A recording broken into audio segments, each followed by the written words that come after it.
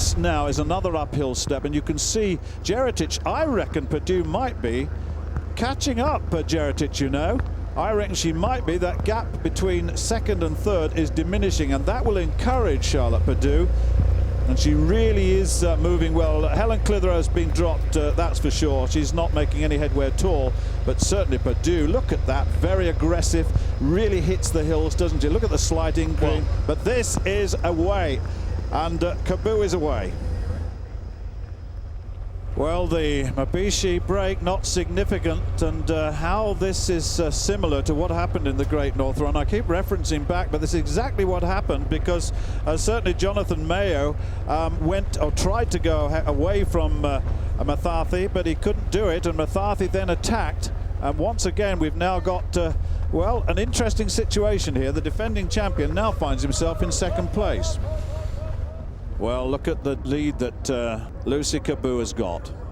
A little glance over the shoulder there. Total relaxation. The face relaxed, the shoulder relaxed, good stride length. That's lovely technique. Absolutely wonderful technique. 16:58 at 5K, so she's only moving just inside 34-minute paces, Kaboo, but I'm sure the second half will be quicker. It certainly will be for little Charlotte Perdue here, because she's got past Jeretic, as you can see, the Commonwealth champion in the marathon, and now there's no good getting past somebody and easing off and having a breather, because they sit in your shoulder. What she's got to do here, Stuart, is get her head down and really push hard for this next 3 or 4 minutes and try and get a gap. And you can see Jeretic there in third place, the tall Kenyan, working very, very hard. She'll be aware of that. She needs to. I think she's getting in a slipstream of Perdue, and she'll just dog her heels now. But young Charlotte here, if you're going to go past somebody, you've got to make sure you go right past them. It's no good going past them and just sitting 1 meter ahead. Look at this, Tim. Mabishi, he's not happy with staying behind. He's having another go. Well, I just wonder if this will become tactical, or if they will just keep trying to knock chunks out of each other here. Mabishi maybe sensed a slight slackening in the tempo there from Mathathi and goes to the front once again. Mathathi there in second place as we approach halfway is a massive talent. He set a world junior record for 10 miles when he was 18. Listen to this. When he was 18, he ran 44:51 for 10 miles, one of the quickest times ever recorded for 10 miles. So he's got plenty of strength to go with that speed. Mabishi here will be well aware of that, I'm sure, even though he's only a youngster. He's only 20 to Mathathi's 25. He's in the Kenyan police force, actually, is Mabishi here. He is, in effect, state-sponsored. So many of the Kenyan athletes are in the army or the police force, and they rarely, as I understand it, see a uniform. But he's giving it another go here, isn't he? Yes, he is. Don't think there's any love lost. No, not at all. You mentioned that fastest performance of 44:51 by 10 miles by Mathathi. Well, just mentioning the man to beat his record with 5 kilometers left was Haile Gebrselassie, of course. So that's a big name and a big landmark. But look at this. It's about 10-15 meters probably now between the defending champion and the challenger. Jeretic. Can she hang on to the young Brit? Perdue ups her stride pattern. Look at that, the cadence increases, her leg speed increases, tries to get away. Jeretic desperately trying to stay in contact, the marathon expert, the Commonwealth champion in the marathon, the tall figure, in third place now. But let's not forget that this young woman has totally controlled the race, just as she did in the Great North Run. She took it over and loves to front run. She's fresh. She's only had, this is her third race of the season, with just 3 kilometers to go now in this race, and that is a very, very big lead indeed. This is a good run from Humphries. It's a great run from Tom Humphries. Good to see, because he was a wonderful junior athlete, Tom Humphries. Hasn't really come on this last 4 or 5 years as one might have expected. He's got a good gap, and he's moving well too, isn't he? There's a real power to his running here. He's not on his uppers, he's not back on his heels, the hips haven't dropped. Keneally back in 4th place. He's only about 40 or 50 meters down, but it's really good to see Tom Humphries going well here. He's only run 13:47 for 5,000. I think there are big chunks come off that from this young man. If he can get his training right this next winter, then there's big chunks come off that, because clearly he's going into the winter in very good shape, and that's important. Mathathi here back in front. I think they've swapped the lead about 5 or 6 times now. Very interesting to know which of these men will prevail. They've both got sprint finishes.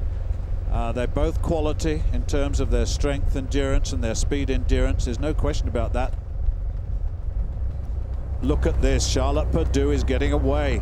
She's certainly getting away from the Commonwealth Marathon champion and Irina Jerotic, the Kenyan.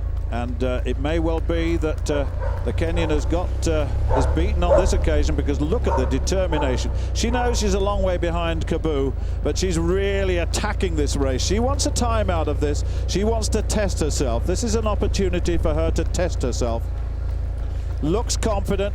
Look at the determination on her face. I love the way she has the attitude. Her body language is terrific each time she runs. She's a confident young woman, and that's going to see us in great stead in the future, certainly. Still one, then the other. Mathathi leading, and Bishi in second place. Each one dominating. Now, is this a little break attempt by Mathathi? Bishi has tried to get away, he couldn't. Mathathi's tried to get away, couldn't yet, but this looks to be a little bit more positive. There's a little bit of a gap opening up here, and I just wonder whether Mathathi feels that this is the point of the race, he can get away, but Mbishi's really working hard behind. Look at the look on his face. You can just about see the look on his face. He's really hurting now with just 3 kilometers to go. Here's Kabu then, another slight downhill section. She's striding out so strongly. You get the feeling she could keep going at this speed for another few miles, don't you, as she did in that half marathon, the Great North Run 2 weeks back. Purdue, you can see just back there in the distance, probably 150 meters down. I don't think there's a great deal of difference between the tempo of the leader here, Kabu, and Charlotte Purdue, but the gap was established between 5 kilometers and 7 kilometers. That was the 2 kilometer section where the Great North Run champion here did the damage, and having established that lead, has just maintained it. These two absolutely flying. Mbishi's taking the lead. Mathathi in second place now. First it's one, then it's the other. What a race. Well, Mbishi, chatting to him last night, like so many of the Kenyans, gets up at 6 a.m. every morning, does his main session of the day, 60 or 70 minutes every morning of running at about 6 a.m. And as he got the gap now, Mathathi here has a much shorter pitter-patter stride here, but he's the smaller of the two by quite a few inches. And Mbishi here used that downhill just to up his tempo a little bit and ease away. And the hard training that this young man relishes every day back in Kenya, paying dividends here. He is the defending champion, Stuart, and he's making a very, very strong attempt to retain that title here. This is his final effort, there's no question about that, and has Mathathi got a finish to compare? At the moment it doesn't look like it. It looks as though Mbishi could come away now. This is a significant break certainly, and Mathathi can't match it. Came off that corner not as quick as he would want, and Mbishi absolutely flying now, heading down towards the last 1,000 meters, last kilometer, and then towards the finish. And this is the break, and it's happened in the last, 400 meters or so. This has been a run which we shall celebrate for some time. It's not going to be the fastest time we've seen in this, I don't think, but at the end of the day, this is one of the most decisive wins we've seen. And remember who won last year? Let me remind you, Florence Kiplagat, who won the Berlin Marathon. Will this be the route that this young woman takes too? Kabu then comes towards the line. It's been a very, very dominant run from the Kenyan. Winner of the Great North Run, winner of the Edinburgh Great Run here today. And a fabulously competent performance, dominant performance from the Kenyan. Here's Charlotte Purdue, about 30 seconds down. This a run from a young girl who's had a very, very frustrating year with that operation back in June on one of her knees, keyhole surgery she had, but she's bounced back. The winter lies ahead. She's a cross-country specialist, and certainly I think we'll see her have a great run in the forthcoming European cross-country championships, the World Cross-Country Championships, and second place here. Well, I think we're probably looking at the young lady who will make the Olympic team next year.